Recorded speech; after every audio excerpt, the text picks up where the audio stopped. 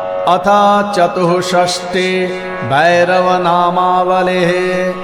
असितांगो विशालाक्षो मार्तण्डो मोदकप्रियः स्वच्छन्दो विघ्नसन्तुष्टः खेचरः सचराचरः रुरुश्च क्रोडदंष्ट्रश्च तथैव च जटाधरः विश्वरूपो विरूपाक्षो नानारूपाधरः परः वज्रहस्तो महाकायश्चण्डश्च प्रलयान्तकः भूमिकम्पो नीलकण्ठो विष्णुश्च कुलपालकः मुण्डमालः कामपालः क्रोधो वै पिङ्गलेक्षणः उग्ररूपो धरापालः कुटिलो मन्त्रनायकः रुद्रपितामहाख्यश्च व्युन्मत्तो बटुनायकः शङ्करो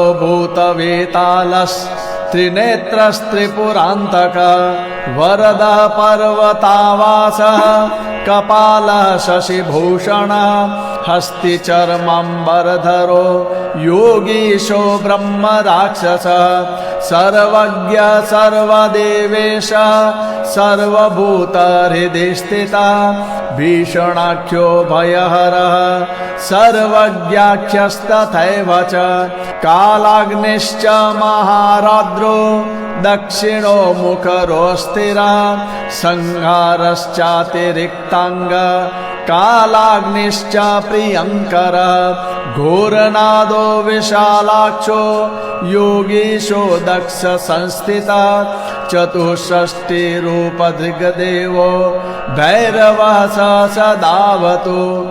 इति श्रीरुद्रयामले तन्त्रे चतुष्षष्टि भैरवनामावलिः सम्पूर्णा।